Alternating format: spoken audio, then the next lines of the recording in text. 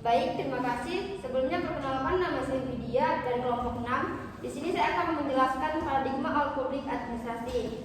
Nah, paradigma ini tuh pertama kali dikemukakan oleh seorang presiden Amerika Serikat. Dia juga merupakan guru besar ilmu politik yang biasa disebut dengan panggilan Woodrow Wilson. Beliau itu menyatakan bidang administrasi itu sama dengan bidang bisnis. Maka dari situlah muncullah konsep ini. Terus di sini ada administrasi publik ini dia memainkan sebuah peran terbatas dalam pengambilan kebijakan dan juga penyelenggaraan pemerintahan. Mereka bertanggung jawab terhadap implementasi kebijakan publik. Menurut Den Haag, all public administrasi itu prinsip layanannya itu memberikan seharusnya dijalankan oleh beberapa administrasi yang bertanggung jawab kepada para pejabat yang sudah terpilih dan membebankan diskresi terbatas dalam pekerjaannya. Nah, di sini terdapat kelemahan publik administrasi. Yang pertama yaitu ada pemerintahan yang sangat kaku. Yang kedua itu ada kurangnya relevan dalam menempatkan persoalan-persoalan publik karena memiliki landasan filosofi dan ideologis yang kurang sesuai. Yang ketiga kurang efektif dalam memecahkan masalah dan memberikan pelayanan kepada publik. Nah, selanjutnya ada kelebihan all public administrasi. Yang pertama, politik yang tidak mencampuri kegiatan administrasi di bidang pemerintahan. Terus dia juga tuh struktur birokrasinya yang kompleks dan sangat formal. Dan yang terakhir ada dapat diimplementasikan di negara berbentuk kerajaan. Terakhir di sini ada prinsip dasar all public administrasi. Yang pertama itu fokus pemerintah pada pelayanan publik secara langsung melalui badan-badan pemerintah. Yang kedua, kebijakan publik dan administrasi yang menyangkut perutusan dan implementasi kebijakan dan penentuan tujuan yang dirumuskan secara politis dan tunggal. Mungkin itu saja yang bisa saya sampaikan. Mungkin dari teman-teman ada yang bertanya, silakan bertanya. Tadi saya dengar ada di situ, coba jelaskan secara singkat mengapa all public bisa terbentuk. Baik, mungkin saya berdiri saja ya. Baik, kenapa paradigma OPA ini bisa terbentuk? Karena menurut Bapak Ilmu Bidang Politik itu Woodrow Wilson yang tadi yang saya jelaskan, menurut dia itu administrasi itu sama dengan bidang bisnis. Nah, maka dari situ muncul itu paradigma OPA ini tersebut. Terus dia itu tujuannya untuk memberikan kebijakan, terus juga dia memberikan pelayanan. Nah, itu saja. Baik, terima kasih.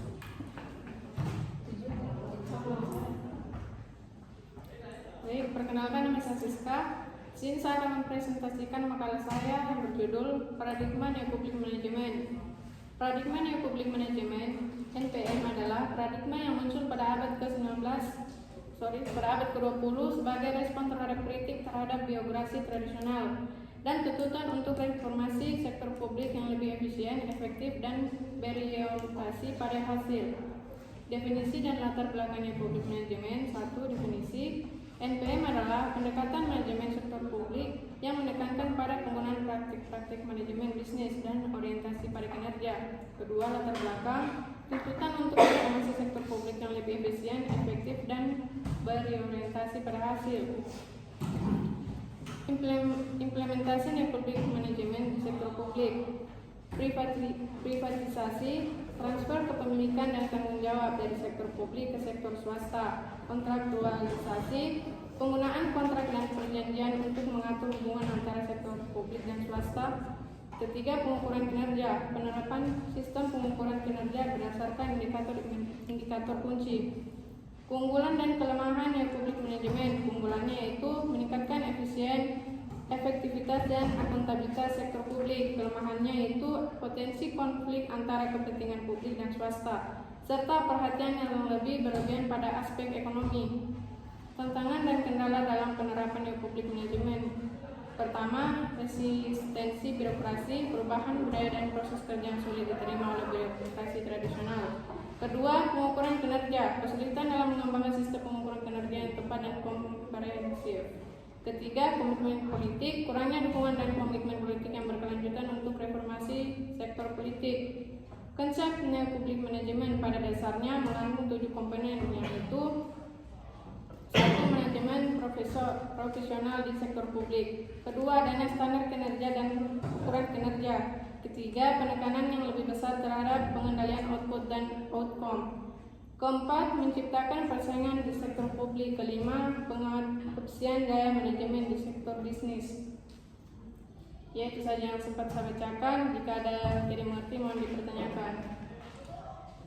Saya mau bertanya, kan itu sudah dijelaskan 7 komponennya. Coba bisa diulang itu yang komponen ke 5 kok udah salah atau keempat? Karena kurang jelas tadi suaranya. Pengadopsian gaya manajemen di sektor bisnis. Nah, itu apa yang dimaksud dengan pengopsian manajemen di sektor publik dan bisnis? Yaitu strategi manajemen yang membagi organisasi besar ke organisasi kecil agar menjadi unit-unit yang lebih fleksibel dan terfokus. Terima kasih jawabannya.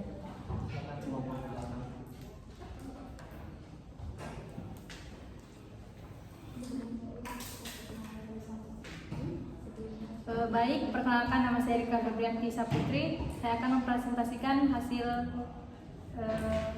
tema saya yang berjudul Neo Public Service.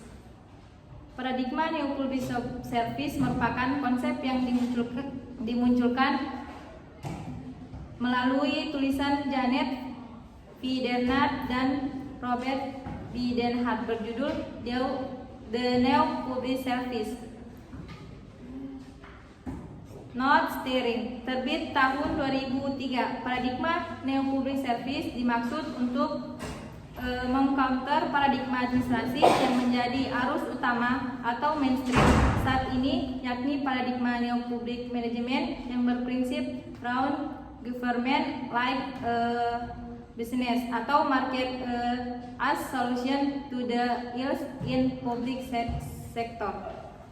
Konsep NPS adalah konsep yang menekankan berbagai elemen, yaitu konsep yang pertama, teori tentang demokrasi kewarganegaraan, yang kedua, model komunitas, yang ketiga, teori organisasi humanis, dan yang keempat, administrasi negara. Prinsip-prinsip menurut Den Hart, yang pertama, melayani warga negara bukan konsumer. Yang kedua, mengutamakan kepentingan publik. Yang ketiga, kewarganegaraan lebih berharga daripada kewirausahaan. Yang keempat, berpikir strategis, bertindak demokratis. Yang kelima, akuntabilitas bukan hal sederhana.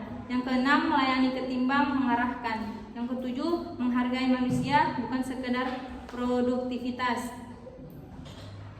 Adapun 10 dimensi untuk mengukur keberhasilan tersebut. Yang pertama, menekankan pada penyediaan fasilitas fisik, peralatan, personil, dan komunitas. Yang kedua, kemampuan unik melayani untuk menciptakan yang dijanjikan dengan tepat. Yang ketiga, kemauan untuk membantu para provider atau bertanggung jawab terhadap mutu layanan yang diberikan. Yang keempat, tuntunan yang dimilikinya, pengetahuan dan keterampilan, baik oleh apatur dalam memberikan layanan. Yang kelima, sikap atau perilaku ramah. Yang keenam, sikap jujur dalam setiap upaya untuk menarik kepercayaan masyarakat. Yang kedelapan, terdapat kemudahan untuk mengadakan kontak dan pendekatan. Yang sembilan, kemampuan memberi layanan untuk mendengarkan suara, keinginan atau aspirasi pelanggan. Yang 10, melakukan segala usaha untuk mengetahui kebutuhan pelanggan. Baik, itu saja. Apakah yang ada yang ditanyakan? Tolong sebutkan konsep-konsep dari NPS. Konsep NPS yang pertama, teori tentang demokrasi kewarganegaraan. Yang kedua, model komunitas. Yang ketiga, teori organisasi humanis. Dan yang keempat, administrasi negara. Itu saja.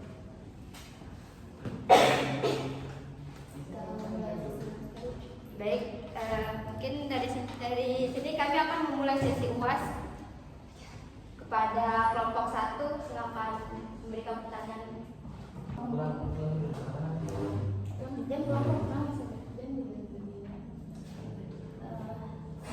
warahmatullahi wabarakatuh. Perkenalkan, nama saya Ferawati. Sebutkan 14 prinsip-prinsip administrasi menurut Menteri Payung.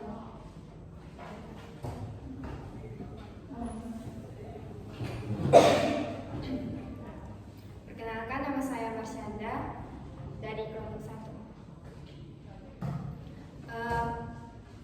14 prinsip-prinsip menurut Henry Fayol. Yang pertama itu pembagian pekerjaan, kedua kewenangan, ketiga disiplin, keempat kesatuan arah, kelima kesatuan komando, yang keenam itu kepentingan bersama di atas kepentingan pribadi, ketujuh gaji, yang kedelapan itu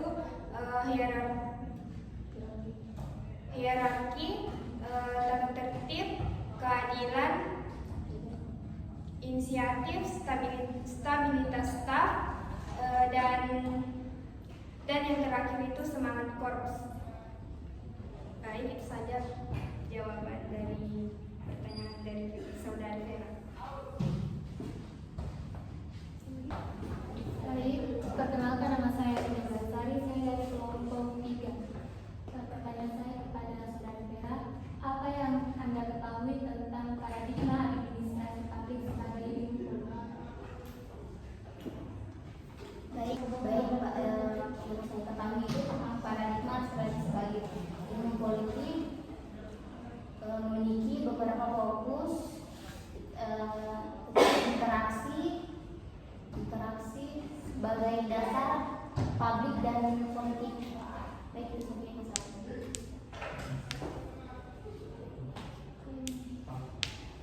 Oke.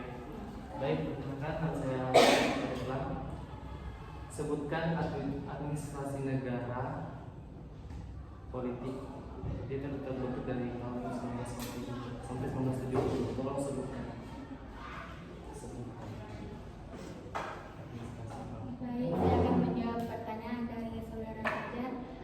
Yang pertama itu paradigma ini berfokus pada kelembagaan dan berfokus memperhatikan pemahaman ilmu perilaku birokrasi.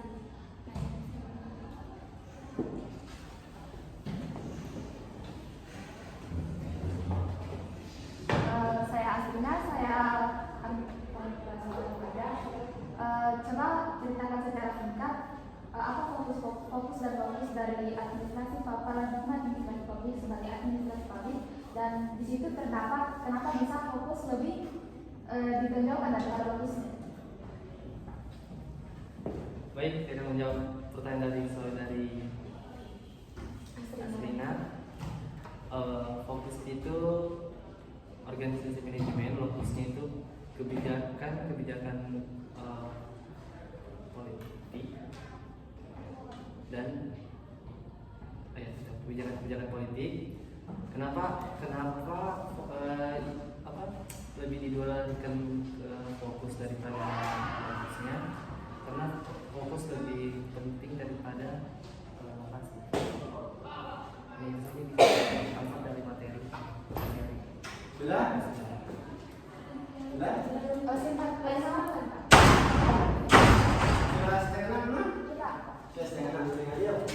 Mana yang lainnya? Baik, sebelumnya perkenalkan, nama saya Dia. Di sini saya ingin bertanya kepada saudara Asrina. Di sini pertanyaan saya untuk saudara Asrina. Coba apa yang Anda ketahui keunggulan dan kelemahannya di paradigma all public administrasi? Saya akan menjawab pertanyaan dari saudara Lydia.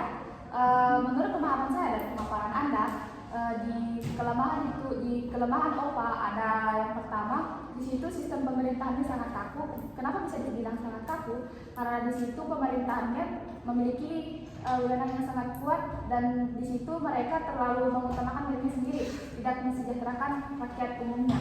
Nah, di situ juga terdapat di situ kebijakannya itu terlalu susah dalam memecahkan masalah dan susah dalam pelayanan publik.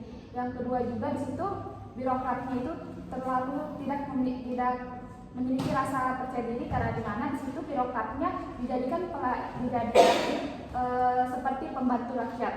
Nah, kelebihannya itu politik dan administrasi tidak terlalu tergabung, jadi politik tidak terlalu berbaur dengan administrasi. Yang kedua, birokratnya itu lebih memiliki rasa percaya diri karena mereka tidak tergabung dengan demokrasi, akhirnya mereka memiliki surat-surat atau hak-hak sendiri yang tercantum dalam dokumen resmi. Yang ketiga, OPA juga bisa digunakan oleh negara-negara yang memiliki kayak sistem pemerintahan kerajaan. Mungkin itu saja dari saya. Baik, terima kasih atas jawabannya. Baik, perkenalkan nama saya Siska. Saya ingin memberikan pertanyaan kepada Widya. Coba sebutkan keunggulan dan kelemahan Republik Manajemen. Baik, izin menjawab pertanyaan dari saudara Siska. Yang saya ketahui tentang keunggulan dan kelemahan di Republik Administrasi itu, yang pertama itu dia ada peningkatan efisiensinya. Kayak misalkan itu tuh peningkatan efisiensinya sama peningkatan akuntabilitas di bidang sektor publik. Kayak misalkan di pemerintahan itu yang contohnya di sektor publik itu di kantor kelurahan. Nah itu ditingkatkan pelayanannya terhadap masyarakat. Jadi terus di situ juga di situ juga tuh di peningkatan sektor publiknya itu akuntabilitas sektor publiknya itu dia misalkan kita sudah mungkin diberikan tanggung jawab kepada pemerintahan atau sama rakyat. Nah di situ kita harus ditingkatkan ini pelayanan kepada masyarakat karena sudah dikasih tanggung jawab. Nah itu yang saya ketahui tentang kelebihannya. Dan untuk kelemahannya itu dia sering terjadi konflik antara kepentingan bidang politik sama swasta. Karena kan di sini yang dibahas itu di paradigma yang publik administrasi. Nah di situ fokusnya itu di bidang sektor politik. Tapi di situ sering terjadi konflik antara di bidang sektor swasta sama publik. Terus di situ juga dia ada kelebihannya. Dia tuh lebih mementingkan ekonomi. Nah, baik itu saja yang saya tahu. Perkenalkan, nama saya Rika Febrianti Saputri dari kelompok 8. Kepada saudari Siska, sebutkan empat prinsip-prinsip menurut Den Haag. Yaitu 1, melayani rakyat bukan customer. 2, mementingkan kepentingan publik. 3, kewarganegaraan lebih berharga daripada kewirausahaan. Yang 4, berpikir strategis dan bertindak demokratis. Baik itu saja jawaban dari saya. Baik, saya akan memberikan pertanyaan kepada saudari Nika. Jelaskan kaitan antara administrasi dan politik. Kaitan politik antara administrasi. Politik berkaitan dengan rumusan kebijakan negara, sedangkan administrasi berkaitan dengan pelaksanaan kebijakan negara. Sehingga pada akhirnya mengecut perpisahan antara eksekutif, legislatif, dan yudikatif. Baik, terima kasih.